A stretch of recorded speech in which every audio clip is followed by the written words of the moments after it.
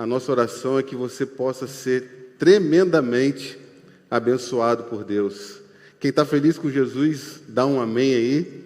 Felizmente eu não posso ouvir o seu retorno, mas em breve nós estaremos juntos. Como é bom estar aqui. Como é bom ter esse tempo. Como é bom ter essa oportunidade de meditar na palavra de Deus, de pensar nas coisas de Deus, de entender as coisas de Deus e ser transformados pela palavra de Deus. E nessa noite, que de fato a gente possa encontrar o caminho da verdadeira espiritualidade e que a gente possa andar de forma correta com o nosso Deus. Nessa noite, eu quero pensar com você sobre as marcas da verdadeira espiritualidade. As marcas da verdadeira espiritualidade. Para isso, abra sua Bíblia comigo no Evangelho de Lucas. Lucas, capítulo 9, versos de 28 a 44. Lucas, capítulo 9, versos de 28 a 44.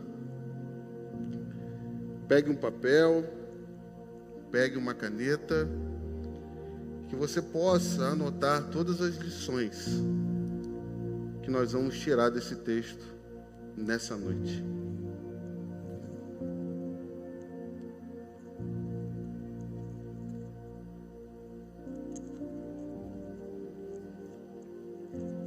Lucas, capítulo 9, versos de 28 a 44. Diz assim a palavra de Deus.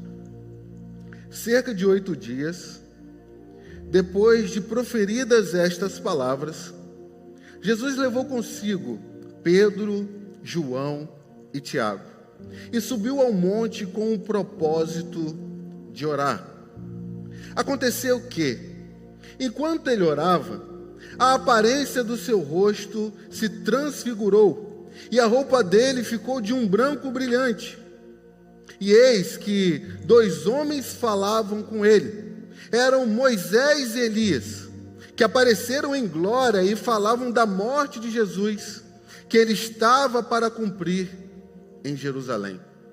Pedro e seus companheiros estavam caindo de sono, mas conservando-se acordados, viram a glória de Deus e os 2 homens que estavam com ele. Quando estes começaram a se afastar de Jesus, Pedro lhe disse: Mestre, bom é estarmos aqui. Façamos 3 tendas, uma para o Senhor, outra para Moisés e outra para Elias. Porém, Pedro não sabia o que estava dizendo. Enquanto assim falava, veio uma nuvem e os envolveu, e ficaram com medo ao entrar na nuvem. E dela veio uma voz que dizia: Este é o meu filho, o meu eleito, escutem o que ele diz. Depois daquela voz, perceberam que Jesus estava sozinho. Eles ficaram calados e naqueles dias não contaram nada a ninguém a respeito daquilo que tinham visto. No dia seguinte, quando eles desceram do monte, uma grande multidão veio ao encontro de Jesus. E eis que, do meio da multidão, surgiu um homem dizendo em alta voz: Mestre, peço que o Senhor olhe o meu filho, porque é o único que eu tenho, um espírito. Se apodera dele e de repente o menino grita, e o espírito o convulsiona até espumar, e dificilmente o deixa depois de o ter maltratado. Pedi, preste atenção, pedi aos seus discípulos que o expulsassem, mas eles não puderam. Jesus exclamou: Ó, geração incrédula e perversa, até quando estarei com vocês e terei que aguentá-los? Traga o seu filho aqui. Quando o menino estava se aproximando, o demônio o atirou no chão e o convulsionou. Mas Jesus repreendeu o espírito imundo, curou o menino e entregou ao pai. E todos ficaram maravilhados com a majestade de Deus. Como todos estavam admirados com tudo o que Jesus fazia, ele disse aos seus discípulos: prestem bem atenção nas seguintes palavras: o Filho do Homem está para ser entregue nas mãos dos homens. Eles, porém, não entendiam isso, e lhes foi encoberto para que não compreendesse, e temiam fazer perguntas a respeito desse assunto. Vamos orar mais uma vez. Pai Santo, uma vez mais, ó Pai, estamos diante do Senhor. Te agradecemos, ó Deus, porque até aqui o Senhor tem sustentado, ó Deus, a cada um de nós. Muito obrigado, ó Deus, por tudo aquilo que o Senhor tem feito em nossas vidas, ó Pai, pelos livramentos, ó Pai, que o Senhor tem trago, ó Deus, às nossas vidas. Obrigado, ó Deus, porque o Senhor tem mantido, ó Deus, a nossa saúde física, a nossa saúde mental. Mas te pedimos nessa noite, ó Pai, que o Senhor de fato possa falar aos nossos corações, que a Tua palavra, ó Pai, transforme, ó Pai, quem de fato nós somos, que o Teu poder, ó Pai, o Teu Espírito venha sobre cada um de nós, ó Pai, que não só nós que estamos aqui, ó Deus, mas cada um que está em casa, possa sentir a presença do Teu Espírito, e que tudo aquilo, ó Pai, que o inimigo já tramou, ó Pai, já armou, ó Pai, para nos atrapalhar nesse momento, que pelo nome de Jesus isso seja cancelado, e que agora, Deus, haja espírito de iluminação, não só da parte daquele que fala, mas também da parte daqueles que vão ouvir essa mensagem. Fala conosco, Pai, em nome de Jesus. Amém. As marcas da verdadeira espiritualidade. É fato para cada um de nós que o homem é um ser extremamente religioso.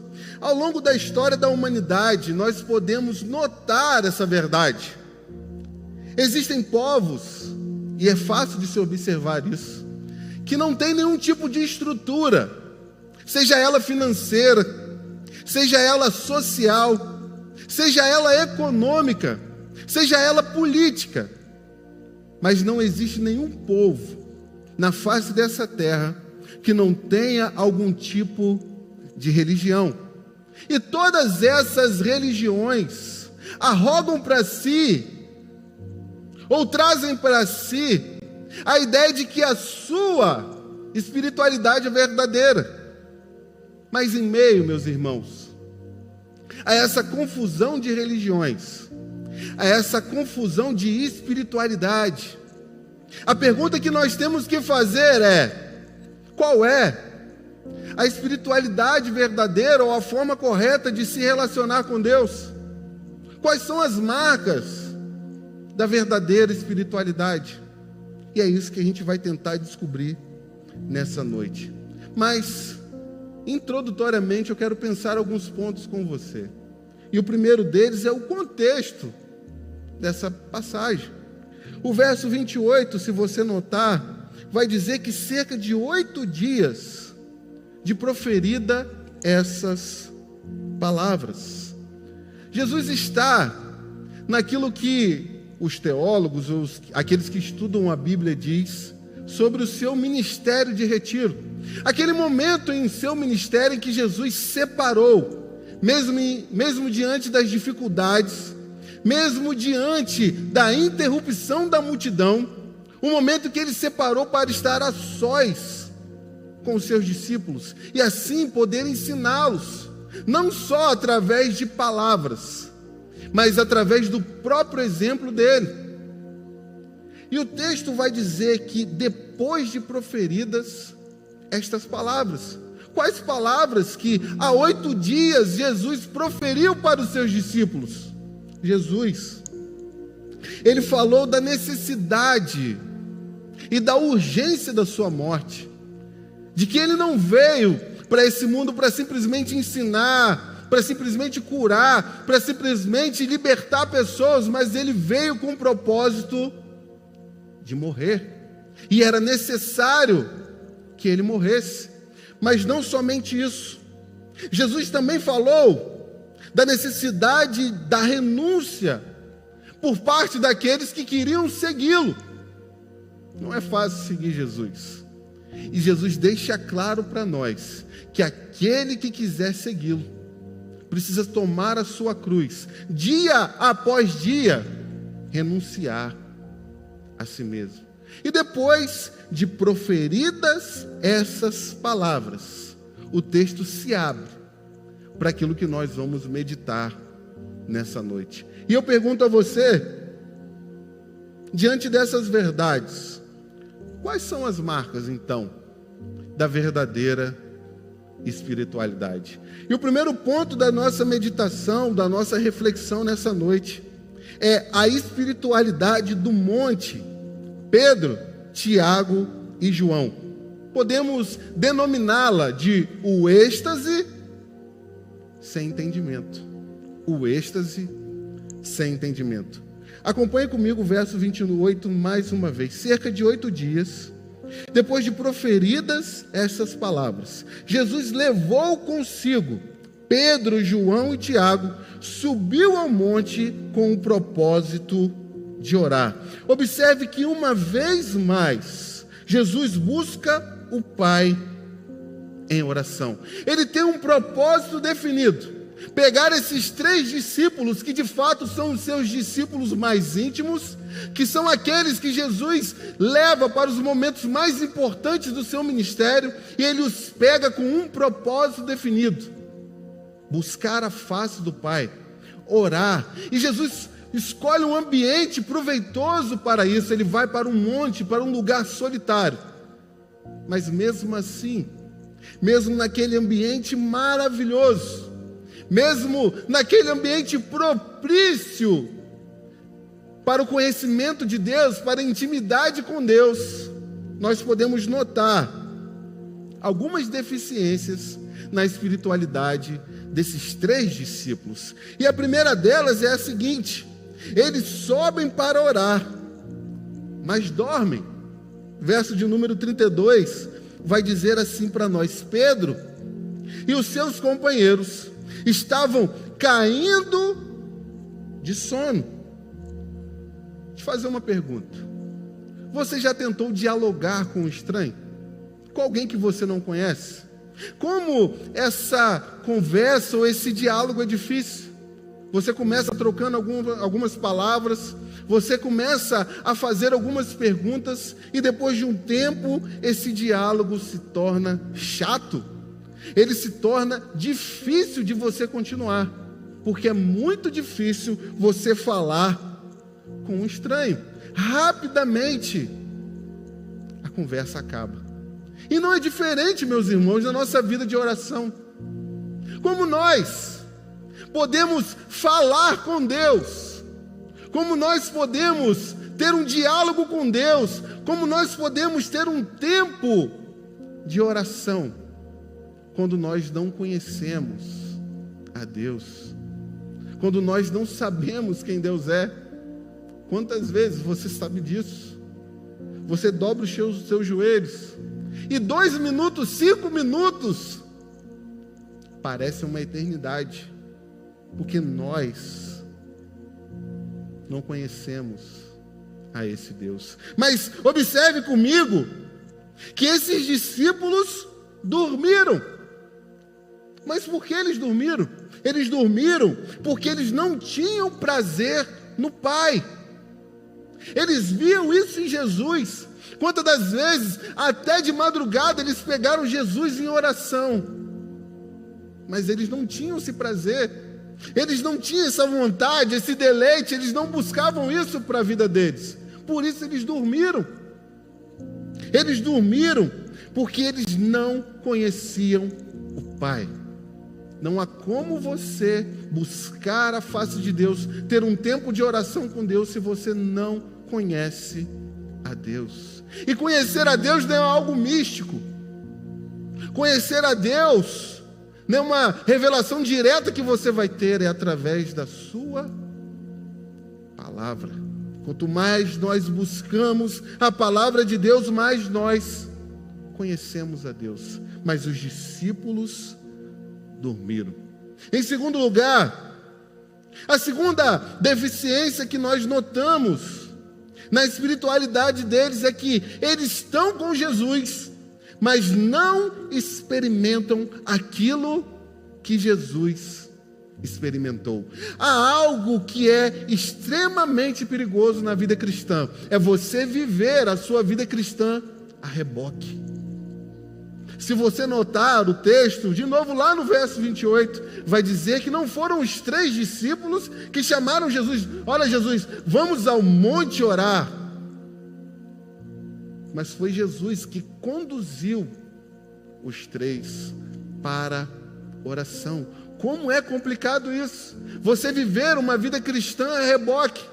Talvez você venha à igreja, talvez você se diz um cristão porque a sua esposa é, porque o seu marido é, porque o seu pai é. Talvez você diga: meu pai é pastor, meu pai é o líder da igreja, minha mãe é uma mulher de oração, meu pai é um homem consagrado a Deus. E você? Essa é a pergunta. Os discípulos estão ali, mas não experimentam aquilo que Jesus tem experimentado. Talvez você está no nosso meio, talvez você tenha dito que é cristão, mas não tem experimentado aquilo que o seu marido, a sua esposa, até os seus filhos têm experimentado, porque você está vivendo a vida cristã a reboque. A reboque. Mas em terceiro lugar, eles tiveram um verdadeiro êxtase, mas não tiveram discernimento. Viveram e vivenciaram coisas maravilhosas. Quantos de nós não queriam estar nesse monte e ver aquilo que esses 3 homens viram? Mas o que eles experimentaram? Primeiro, o rosto de Jesus, no verso 29, vai dizer para nós que transfigurou. Aqui, no grego, é a palavra metamorfose, quer dizer, que vem do grego e é a nossa palavra em português, metamorfose. Jesus se transformou de dentro para fora. O rosto de Jesus mudou. Eles viram, também experimentaram, que as roupas de Jesus se tornaram brilhantes. Marcos vai dizer que nenhum lavandeiro dessa terra tinha capacidade de tornar aquelas roupas tão brancas como elas ficaram. Mas em terceiro lugar, eles viram com os seus próprios olhos, não foi ninguém que contou para eles, Moisés e Elias em glória. Eles viram a nuvem, a Shekinah, a manifestação da glória de Deus. Eles viram tudo isso. Que privilégio que eles tiveram. Quantas pessoas, e já disse e repito, queriam ter metade hoje daquilo que esses homens tiveram. Mas entretanto, mesmo diante de uma manifestação tão gloriosa da presença de Deus, de coisas tão absurdas para um homem ver, eles não discerniram nada, não entenderam nada daquilo que eles viram. Eles não discerniram a centralidade da pessoa de Jesus. Note comigo o verso 32 e 33. Vai dizer assim: Pedro e os seus companheiros estavam caindo de sono, mas conservando-se acordados, viram a glória de Jesus e os 2 homens que estavam com ele. Verso 33. Quando estes começaram a se afastar de Jesus, Pedro lhe disse: Mestre, bom é estarmos aqui. Façamos 3 tendas, uma para o Senhor, uma para Moisés e outra para Elias. Eles não discerniram a centralidade da pessoa de Jesus. Se você observar o texto, desde o verso 28, vai dizer para nós que eles viram a glória de Deus. No livro de Êxodo, capítulo 33, versos 18 a 21, diz assim para nós: um diálogo entre Deus e Moisés. E a conversa que acontece ali é a seguinte: então Moisés disse: peço que me mostres a tua glória. O Senhor respondeu: farei passar toda a minha bondade diante de você, e lhe proclamarei o meu nome, o nome do Senhor. Terei misericórdia e me compadecerei de quem eu me compadecer. E acrescentou: você não poderá ver a minha face, porque ninguém verá a minha face e viverá. Mas eu pergunto para você, diante dessa fala de Deus com Moisés, ninguém verá a minha face e viverá e permanecerá vivo. Mas os discípulos estão vendo a manifestação da glória de Deus e o rosto do próprio Deus, nosso Senhor Jesus Cristo, em glória, porque eles não morreram, porque eles não caíram mortos nesse exato momento que eles viram tudo isso. Você vai perceber que Pedro disse assim para Jesus: Senhor, façamos 3 tendas. A ideia no original é tabernáculo. Trocando em miúdos, diante da glória de Deus, diante daquela manifestação assustadora, em Mateus capítulo 17 vai dizer que eles estavam com medo. Pedro pensou o seguinte: Senhor, vamos estabelecer aqui um culto, vamos estabelecer aqui sacrifícios, vamos estabelecer aqui alguém que possa mediar aquilo que nós estamos vendo e o nosso relacionamento com Deus. Ele queria criar uma nova religião, mas por que diante da glória de Deus eles não morreram? Por que eles não morreram? Eles não morreram porque Jesus é a ponte segura que liga Deus ao homem. Eles não morreram porque Jesus é o sacrifício que põe fim a todo o sacrifício. Eles não morreram porque Jesus é o sacerdote, o supremo sacerdote. Eles não estavam entendendo nada, que dali para frente eles não precisavam de mediador, porque o grande mediador, Jesus Cristo, estava diante deles. Eles não precisavam mais que alguém os pegasse e os conduzisse a Deus, porque a ponte verdadeira estava diante deles. Por isso eles não morreram. Quem sabe Moisés olhou para aquela situação e disse: olha, eu não experimentei nada disso. Mas eles não discerniram. Eles não discerniram também a centralidade da pessoa de Jesus, porque Pedro colocou Jesus no mesmo patamar. Ele disse: Senhor, façamos 3 tendas, uma para Moisés, uma para Elias e uma para o Senhor. Pedro quis comparar Jesus com o representante da lei, Moisés, com o representante dos profetas, Elias. Mas o verso 33, o verso de número 34, vai dizer que ele não sabia o que estava dizendo. Ele quis comparar Jesus com esses homens. E não tem como você comparar Jesus com homem nenhum. Por mais espiritual que ele seja, não tem como você colocar Jesus no mesmo patamar. E rapidamente, uma voz veio do céu e disse no verso 35: este, não outro, não esses 2 que estão junto com ele na nuvem, mas este é o meu filho, o meu eleito, escutem o que ele diz. Ele diz a centralidade da pessoa de Jesus. E aqui é uma lição para nós: nunca na sua vida coloquem um homem, uma mulher, uma instituição no lugar de Deus. Deus não divide a sua glória com ninguém. O lugar na sua vida, o lugar no seu coração que é de Jesus, ele precisa de fato ser de Jesus. Não coloque coisas no lugar que pertence a Jesus. Mas caminhando um pouco mais, você vai observar que esses discípulos, eles também não discerniram a sua própria missão. Porque ele vai dizer: bom é estarmos aqui, nesse lugar maravilhoso, nesse lugar da manifestação da glória de Deus, nesse lugar que é espetacular. Quem não queria estar naquele lugar? É bom estarmos aqui.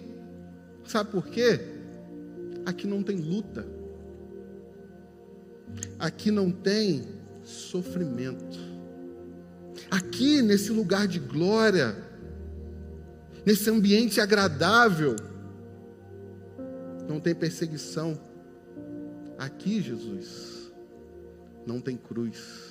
Bom é estarmos aqui, porque no vale, lá no vale, onde estão os 9 discípulos que ficaram, lá no vale tem dor.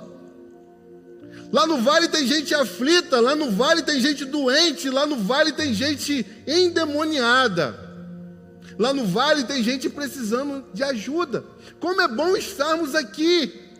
Aqui tem uma boa palavra. Aqui tem um bom louvor. Aqui tem uma ótima estrutura.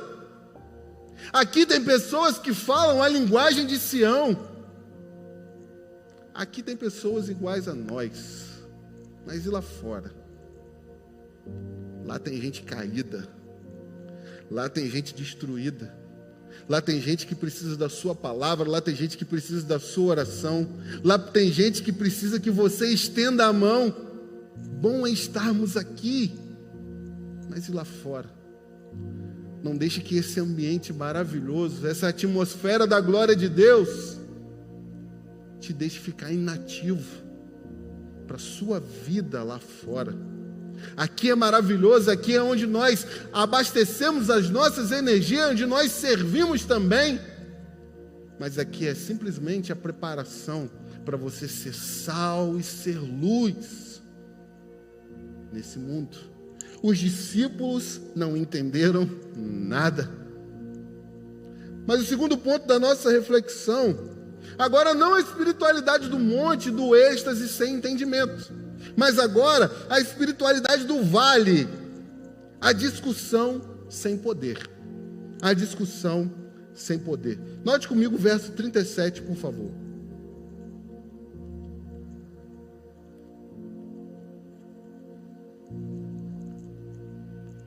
Verso 37 vai dizer assim: no dia seguinte, quando eles desceram do monte, uma grande multidão veio ao encontro de Jesus. Um dia depois dessa maravilhosa experiência que tanto Jesus, e mesmo sem entender, esses 3 discípulos, Pedro, João e Tiago, vivenciaram, Jesus desce do monte e vai se encontrar com os 9 discípulos que ficaram, que deveriam continuar o seu ministério, que não deveriam ficar ali na ociosidade parados, mas continuar vivendo aquilo para o qual eles foram chamados. Mas quando nós olhamos para esse ambiente de vale, dá para a gente tirar verdades aqui preciosas para as nossas vidas. E a primeira delas é que no vale, a gente sofrendo na mão do diabo. Verso 38 e 39 diz que: eis que no meio da multidão surgiu um homem dizendo em alta voz: Mestre, peço que o Senhor olhe o meu filho, porque é o único que eu tenho. Um espírito se apodera dele, e de repente o menino grita, e o espírito o convulsiona até espumar, e dificilmente o deixa depois de ter o maltratado. No vale, como eu bem disse, há pessoas que precisam da ajuda, há pessoas que precisam de auxílio, há pessoas escravizadas na mão do diabo, há pessoas cegas pelo príncipe das trevas desse mundo, a gente carente, a gente precisando de salvação. E quando Jesus chega e se encontra com essa circunstância, a gente precisa parar para pensar qual poder que está atuando no vale. E é interessante pensar que o poder que está atuando no vale, está agindo no vale, é um poder destruidor. Marcos capítulo 9, verso 22 vai dizer: e muitas vezes tem lançado no fogo e na água para o matar. A palavra de Deus vai dizer que o inimigo não tem outro objetivo senão matar, roubar e destruir. Certo é que esse texto é direcionado para os líderes religiosos, mas pode aplicar também ao inimigo das nossas almas. Não dá para brincar com Satanás. Não dá para brincar com esse inimigo. Ele não vem para simplesmente estar e orquestrar na sua vida, ele vem para destruir. E aqui mais uma vítima desse poder. O texto vai dizer que ele lança no fogo, na água, ele não vem para brincar, mas ele vem para destruir. E quantas pessoas estão brincando com um inimigo tão feroz, que tem o objetivo de destruir as nossas vidas. Mas o poder que está operando, que está agindo no vale, é um poder escravizador, porque o verso 39 vai dizer que um espírito se apodera, que o espírito toma conta da personalidade daquele menino, que ele escraviza aquele menino. Um poder escravizador, mas não só isso. E aqui é importante, preste bem atenção a você, pai. O poder que está agindo no vale é um poder que atinge até as crianças.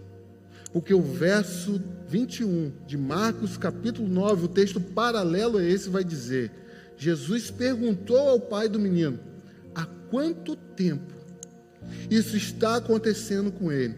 O pai respondeu: desde a infância.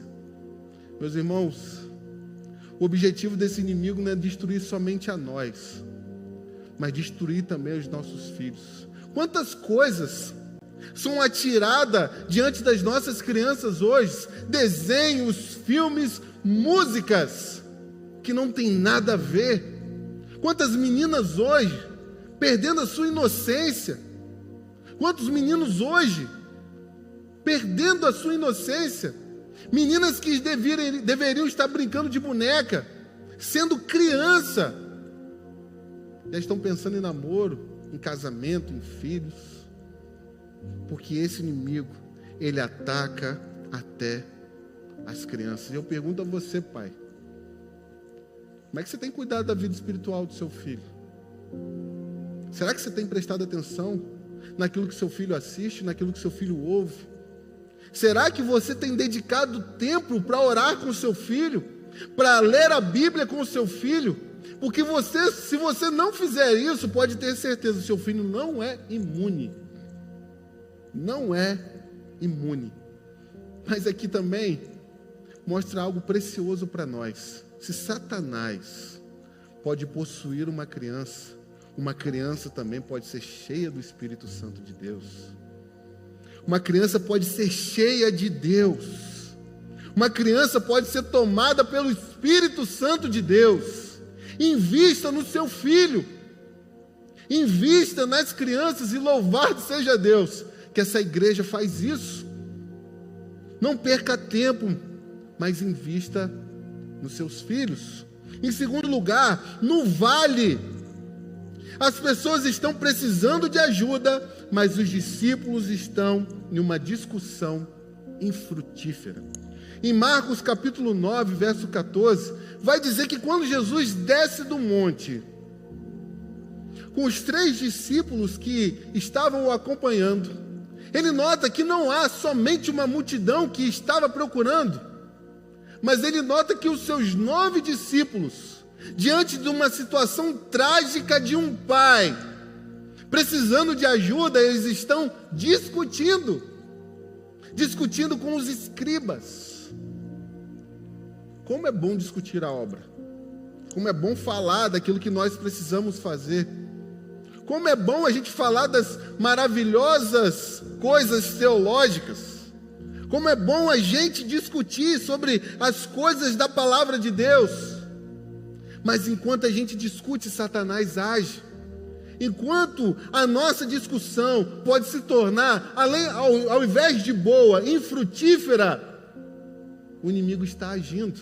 Discuta, meu irmão, pense, reflita, use a sua massa cinzenta, mas que tudo isso torne-se em prática, em ação, em vida, porque uma discussão tola pode nos levar a ser inativos na obra de Deus. Mas não somente isso. No vale, as pessoas precisam de ajuda, mas os discípulos não têm poder. Os discípulos não têm poder. E aqui, quando a gente chega nesse ponto do texto, é algo desconcertante para nós. O verso 40 vai dizer assim: pedi, isso é um pai aflito, precisando de ajuda. O pai vai dizer: pedi aos seus discípulos que o expulsasse, mas eles não puderam. Olha, eu fui à igreja, eu fui a um cristão, eu fui a um homem que se diz consagrado a Deus, mas eles não puderam. Eles não puderam. Qual a resposta que você tem dado para quando as pessoas te procuram? Que resposta a gente tem dado para essa sociedade? A única esperança desse mundo é o Evangelho, são os cristãos. E a gente não tem dado essa resposta, a gente está sem poder. A gente não tem poder. Pessoas estão morrendo sem conhecer Jesus. Pessoas estão morrendo sem salvação. Pessoas estão aflitas, angustiadas, e nós estamos sem poder. Estamos como esses discípulos aqui. Eu pergunto a vocês, seja sincero: qual foi a última vez que você viu uma conversão verdadeira? Sabe por quê? A gente tem feito muito as coisas do nosso jeito, e tirando o lugar que é do Espírito Santo de Deus. Eles não puderam, porque eles não tinham poder. E é interessante notar, porque aqui eles não puderam, mas em outro lugar eles puderam. Volte comigo a sua Bíblia, por favor, para o próprio Evangelho de Lucas, a partir do verso 1 do capítulo 9, diz assim: tendo Jesus convocado os 12, preste atenção, deu-lhes poder e autoridade sobre todos os demônios e para curar doenças. Também os enviou a pregar o reino de Deus e a curar os enfermos. Agora o verso de número 6. Então, saindo, percorriam todas as aldeias, anunciando o evangelho e fazendo o quê? Curas por toda parte. Verso de número 10. Ao regressarem, os apóstolos, esses mesmos que nós estamos aqui refletindo, relataram a Jesus tudo o que tinham feito. E ele, levando-os consigo, retirou-se para uma cidade chamada Betsaida. Por que lá no passado, algum tempo atrás, eles puderam, e aqui, diante dessa situação, eles não puderam? Eles não puderam por causa da sua arrogância. Querido, se você foi cheio do Espírito ontem, isso não serve para hoje. Se você foi cheio do Espírito semana passada, isso não serve para essa semana. Não há como você tirar uma férias espiritual. Não há como você ser arrogante ao ponto de pensar que o poder que você teve no passado você tem hoje. Eles não puderam por causa da sua arrogância, porque ao invés de estar orando, se consagrando, eles estavam discutindo. Eles não puderam, porque como Marcos capítulo 9, verso 19, Jesus disse: há demônios e demônios. Jesus vai dizer: esta casta, essa específica, a demônios e demônios. Por isso, você precisa de consagração. Não algumas horas atrás ou alguns dias atrás, mas você precisa de consagração a toda hora, porque essa casta é mais resistente. Eles não puderam porque não havia preparo. Eles não puderam porque a sua fé é tímida. O verso 41 vai dizer assim para nós, Jesus dizendo para os discípulos: ó geração incrédula e também perversa. Essa é a espiritualidade do vale, da discussão sem poder. Mas agora nós vamos notar um pouco da espiritualidade de Jesus. Nós vimos a espiritualidade do monte, do êxtase sem entendimento. A espiritualidade do vale, da discussão sem poder. Mas e a espiritualidade de Jesus? Primeiro, a espiritualidade do nosso Senhor Jesus, ela é marcada pela oração. O verso 28, vou repetir, vai dizer para nós que Jesus subiu ao monte com um propósito definido de orar. E se você olhar, principalmente no Evangelho de Lucas, que vai mostrar Jesus como um homem perfeito, e também como um homem de oração, Jesus orou em todo o tempo. Jesus orou quando foi tentado. Jesus orou ao longo do seu ministério. Jesus orou em particular. Jesus orou para curar pessoas. Jesus orou para ressuscitar pessoas. Jesus orou na cruz, porque Jesus era um homem de oração. Queridos, sem oração é impossível da gente ter a verdadeira espiritualidade. Jesus mostra para nós que a via correta da nossa vida, ela começa pela oração. E porque Jesus orou, o seu rosto se transfigurou. Porque Jesus orou, ele foi consolado pelo Pai. 8 dias antes, Jesus havia dito: eu preciso ir para a cruz. E naquele momento antecipado da dor, já à sombra do Calvário, com a cruz já nas suas costas, Jesus foi consolado mais uma vez pelo Pai, que disse: este é o meu filho. Quando você ora, você é consolado. Lembro-me que na nossa reunião dos homens, o pastor Charles, tratando sobre o suicídio, ele disse que uma das coisas que nos abençoa muito, e principalmente nas nossas emoções, é quando a gente tem experiências com Deus. É quando a gente, ao ler a palavra de Deus, aquela verdade entra no nosso coração. Às vezes você derrama lágrimas, você nem sabe por que você está chorando. Porque aquela verdade entrou na sua alma.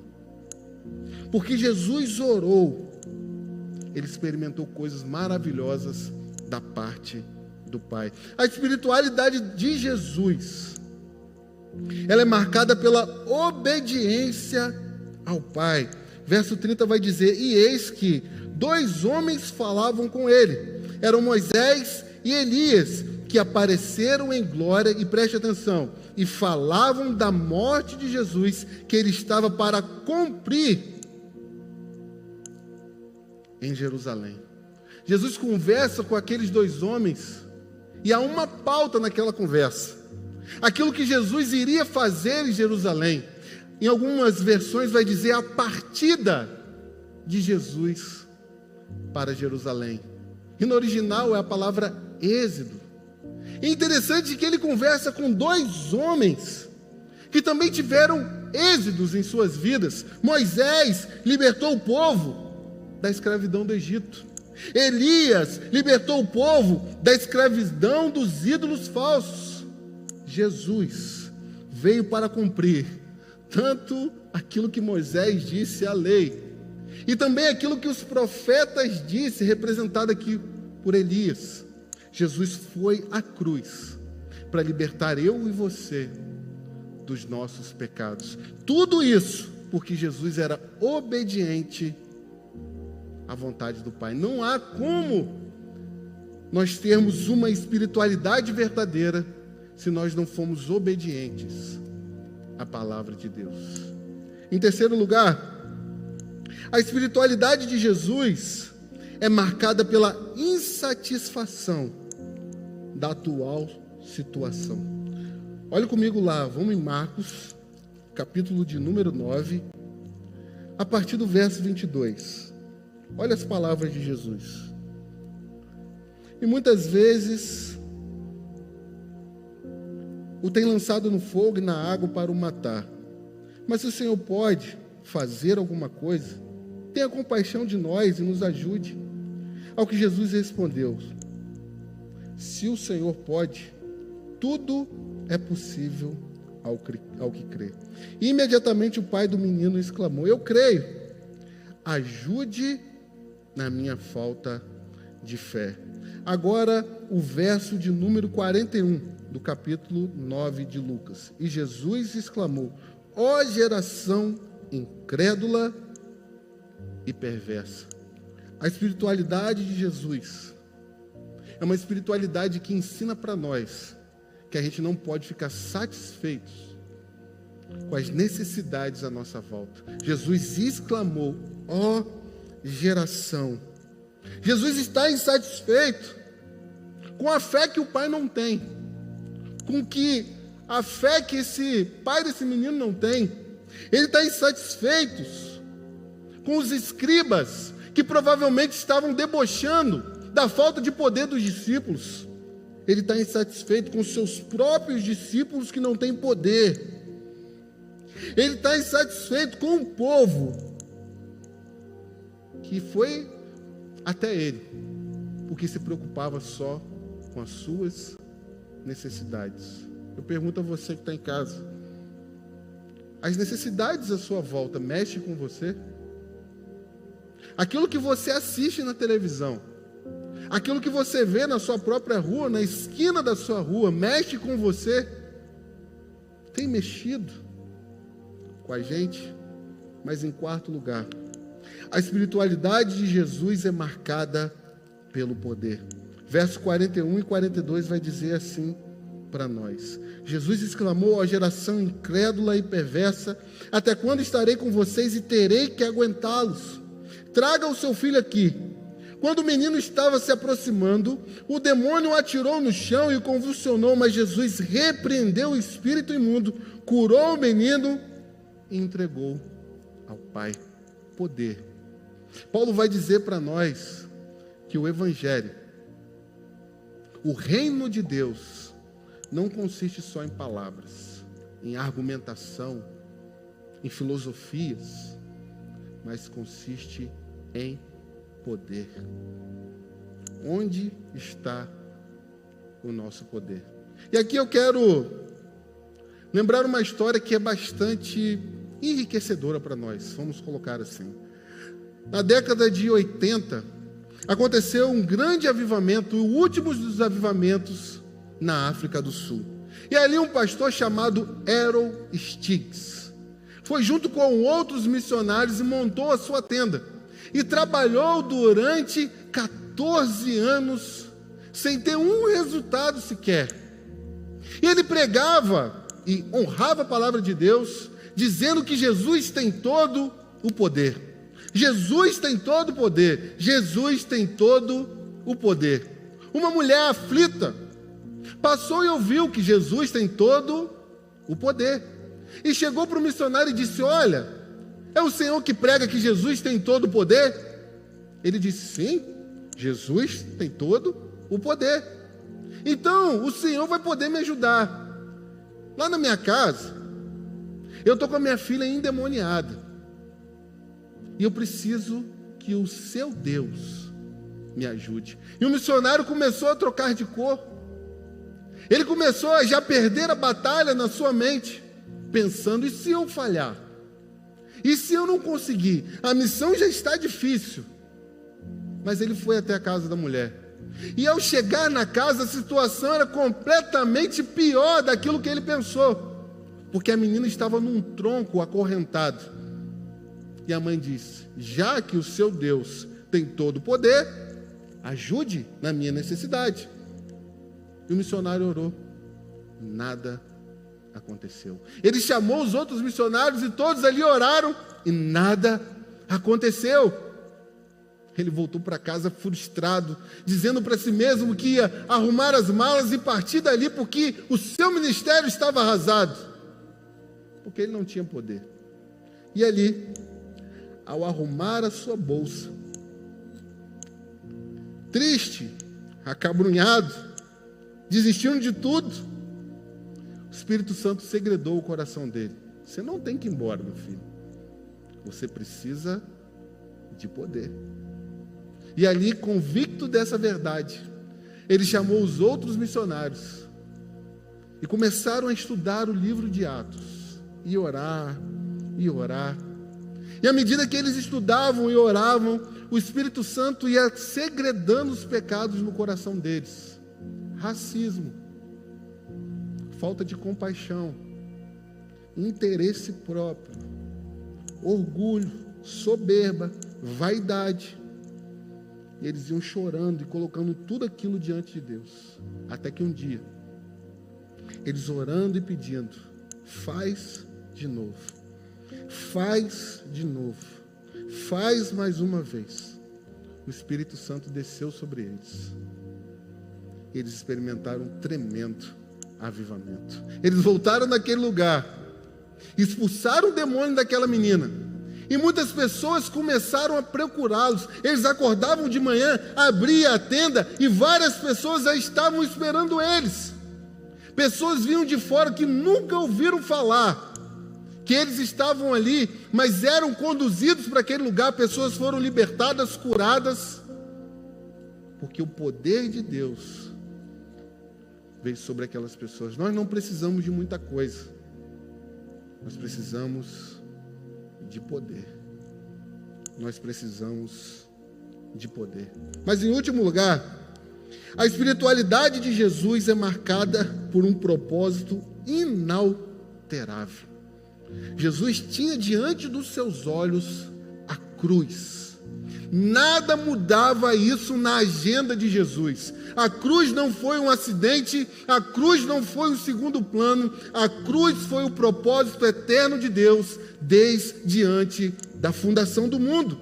Depois que Jesus curou o menino, o verso 43 vai dizer para nós: e todos ficaram maravilhados com a majestade de Deus. Como todos estavam admirados com tudo que Jesus fazia, ele disse não à multidão, mas Jesus virou para os seus discípulos, porque ele sabia do coração orgulhoso, soberbo deles, e disse para eles: fixai nos vossos ouvidos as seguintes palavras: o Filho do Homem vai ser entregue nas mãos dos homens.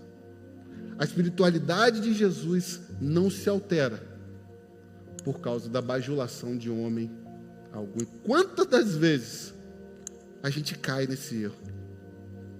Quantas das vezes um elogio enche o nosso coração de orgulho? Mas Jesus mostra para nós que a verdadeira espiritualidade é marcada por propósito. E você? Eu te pergunto nessa noite, qual é a sua espiritualidade? Do monte, do vale ou a de Jesus? Eu quero orar com você nesse momento. Você que, como eu, precisa da ajuda do Espírito Santo. Você que, como eu, talvez tenha perdido o prazer na oração. Você que, como eu, tem tido dificuldades, está sem poder para vencer pecados, está sem poder para mudar a circunstância em que você está. Eu quero orar com você que está sem propósito na vida cristã. Eu quero orar com você. Coloque seu coração diante de Deus. Pai Santo, obrigado, Deus, pela Tua palavra. a Tua palavra que nos confronta, a Tua palavra que nos alimenta, a Tua palavra que nos dá esperança. Santo Deus, nós estamos vivos ainda, Pai. Nós ainda estamos aqui. E se estamos aqui, ó Deus, ainda há esperança para nós. Ainda há, ó Pai, o que ser feito. Então, ó Pai, eu oro por cada um de nós, ó Pai, para que o Senhor possa derramar poder sobre as nossas vidas, ó Pai. Para que a nossa vida seja frutífera, Deus, para o reino. Que a nossa vida seja consagrada ao Senhor.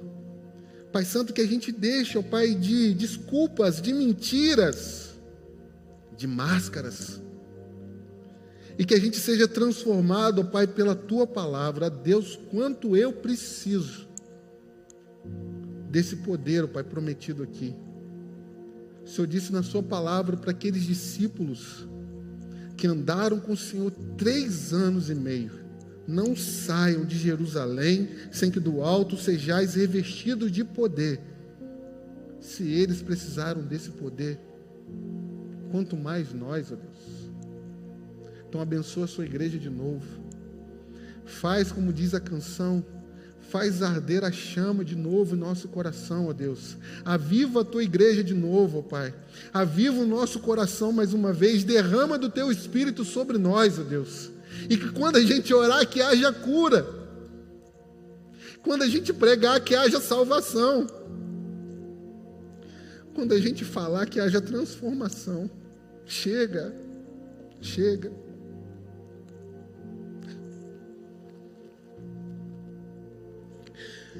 Chega de viver, ó Deus, o que nós estamos vivendo. Essa igreja vazia, Pai.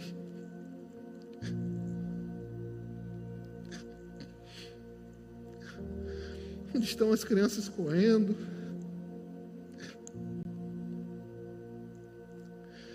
Tem misericórdia do Teu povo, Pai.